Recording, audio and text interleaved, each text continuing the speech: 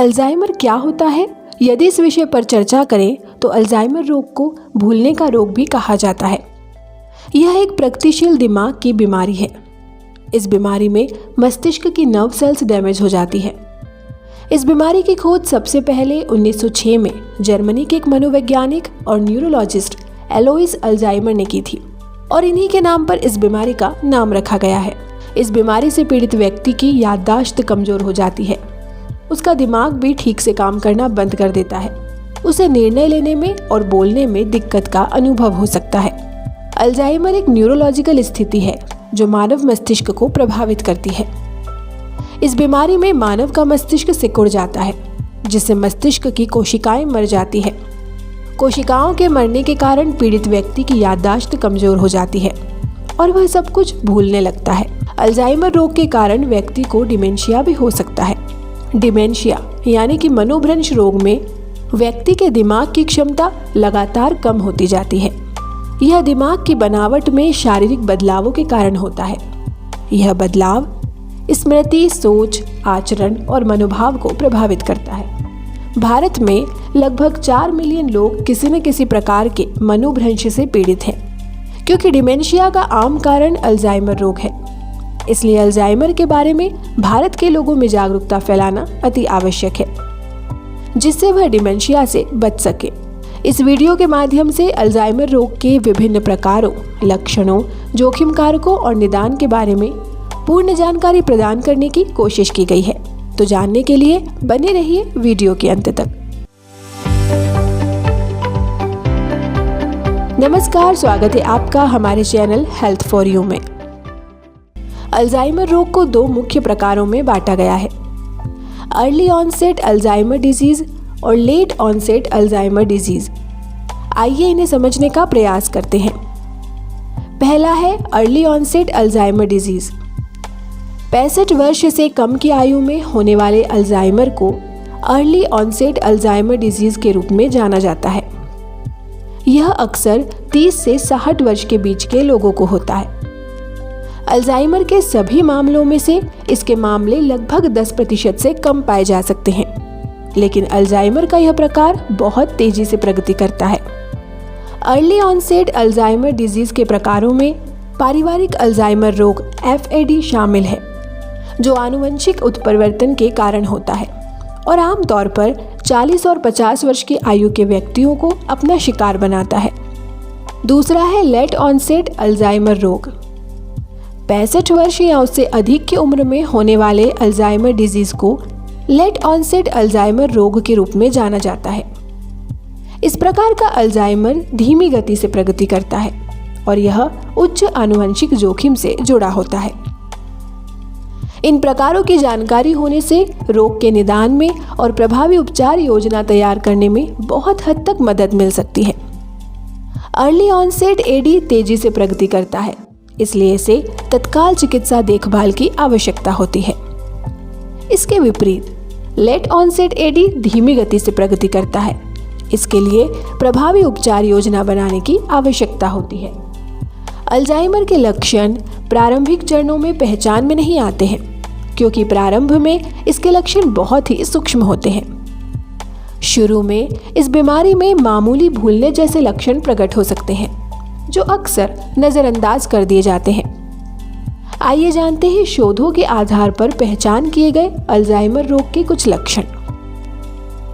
स्मरण शक्ति कमजोर होने के कारण सामान्य कार्यों को नहीं कर पाना या भूलने लगना अल्जाइमर के लक्षण में शामिल है। रोजमर्रा के कार्यों या दैनिक कार्यों को करने में दिक्कत का सामना करना, जीवन शैली की सामान्य बातों को धीरे धीरे भूलने लगना भी अल्जाइमर के लक्षण या अल्जाइमर रोग के लक्षण में से एक है। किसी व्यक्ति का नाम या घर के आसपास की मशहूर जगहों या रास्तों को भूल जाना, यह सभी अल्जाइमर के लक्षण में सम्मिलित है।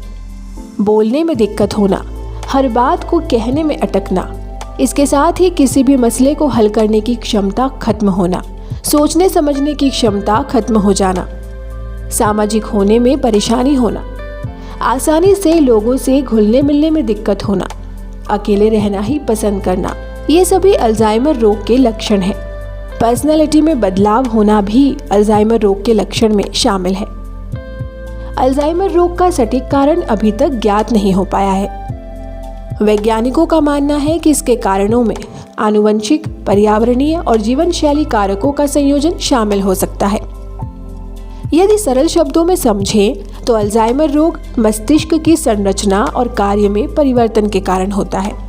आइए जानते हैं इसके कुछ जोखिम कारक। पहला है अधिक उम्र। 65 वर्ष और उससे अधिक उम्र के लोगों में अल्जाइमर विकसित होने की संभावना अधिक होती है। हालांकि यह आवश्यक नहीं है कि उम्र बढ़ने पर यह रोग हर किसी को अपनी चपेट में ले ले, लेकिन वृद्धावस्था अल्जाइमर रोग के जोखिम कारकों में शामिल है। दूसरा है जेंडर। महिलाओं में पुरुषों की तुलना में अल्जाइमर रोग अधिक पाया जा सकता है। तीसरा है पारिवारिक इतिहास। अल्जाइमर रोग का कारण पारिवारिक इतिहास भी हो सकता है। यदि अल्जाइमर रोग परिवार के किसी सदस्य को पूर्व में हो चुका है तो यह संभव है कि आगे भी उसी परिवार के अन्य सदस्य को यह बीमारी अपना शिकार बनाए। अगला है आनुवंशिक कारक। कुछ प्रकार के जीन जैसे एपोलिपोप्रोटीन EE4 एलील अल्जाइमर के उच्च जोखिम कारकों में शामिल है। अधिक वजन और मोटापा। अधिक वजन और मोटापा भी अल्जाइमर रोग का कारण हो सकता है। विशेष रूप से पेट के मोटापे वाले लोगों में मनोभ्रंश विकसित होने की संभावना अधिक होती है। उच्च रक्तचाप। अधिक उम्र के लोग जिन्हें हाई ब्लड प्रेशर की समस्या है, उन्हें अल्जाइमर रोग आसानी से अपनी चपेट में ले सकता है। इस प्रकार हाई ब्लड प्रेशर भी अल्जाइमर रोग का कारण बन सकता है। सिर की चोट। पूर्व में सिर में लगी गंभीर चोट अल्जाइमर रोग के खतरे को बढ़ा सकती है। नींद की समस्या या सोने में परेशानी। नींद में कमी, नींद का विकार या स्लीप एपनिया, सोने का गलत तरीका, गलत समय पर सोना, ये सभी अल्जाइमर रोग का कारण बन सकते हैं। और तनाव। अवसाद और पुराने तनाव के कारण एमिलॉइड बीटा प्रोटीन मस्तिष्क में जमा हो सकता है, जो अल्जाइमर रोग का कारण बन सकता है। अल्जाइमर रोग का निदान चिकित्सा इतिहास से शुरू किया जा सकता है। इसके बाद मानसिक स्थिति परीक्षण, एक शारीरिक और तंत्रिका संबंधी टेस्ट, रक्त परीक्षण और ब्रेन इमेजिंग टेस्ट किए जा सकते हैं।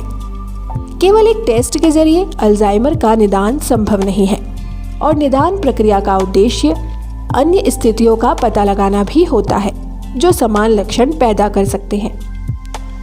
चिकित्सक सबसे पहले चिकित्सा इतिहास से शुरू कर सकता है।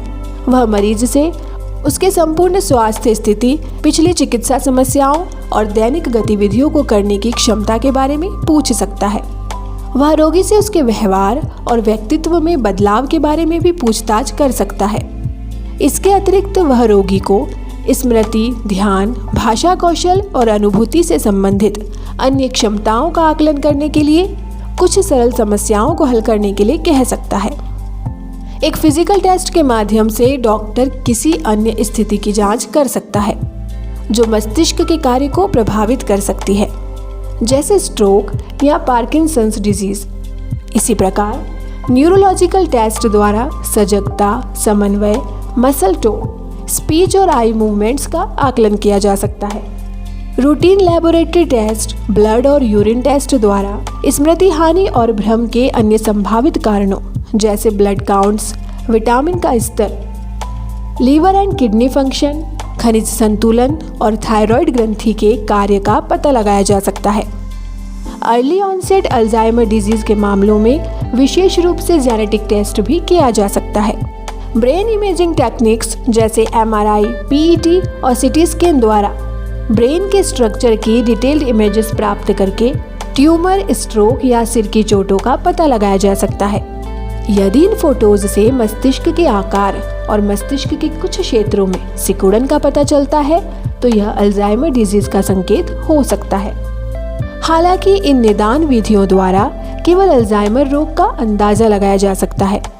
निदान का निश्चित परिणाम मृत्यु के बाद मस्तिष्क के ऊतकों की जांच के द्वारा ही प्राप्त किया जा सकता है। सेरेब्रोस्पाइनल फ्लूइड CSF टेस्ट और अमाइलॉइड और टाउ प्रोटीन के लिए PET इमेजिंग में हालिया प्रगति अल्जाइमर रोग के अधिक सटीक और पहले निदान का मार्ग प्रशस्त कर रही है। अल्जाइमर रोग वास्तव में जीवन के लिए खतरा है, अल्जाइमर के अंतिम चरण की बात करें तो इसके अंतिम चरण में मरीज पूरी तरह से बिस्तर पर ही पड़ा रह सकता है। उन्हें 24 घंटे देखभाल की आवश्यकता होती है, जिससे उन्हें कई तरह की स्वास्थ्य जटिलताओं का खतरा हो सकता है। इनमें निमोनिया, संक्रमण और चोटें शामिल हो सकती है। इसके अतिरिक्त अल्जाइमर शरीर के कार्यों को प्रबंधित करने की मस्तिष्क की क्षमता को प्रभावित करता है, जिससे पोषण, जलयोजन और शारीरिक प्रणालियों में समस्याएं पैदा हो सकती हैं, जो जीवन के लिए खतरा बन सकती है। तो ये था हमारा आज का वीडियो अल्जाइमर को लेकर। उम्मीद है इससे आपको काफ़ी जानकारी मिली होगी। ये वीडियो आपको कैसा लगा हमें कमेंट में ज़रूर बताएं। वीडियो पसंद आए तो इसे लाइक और शेयर करें और चैनल को सब्सक्राइब करना ना भूलें। ऐसी ही और वीडियोस के लिए बने रहिए हेल्थ फॉर यू के साथ।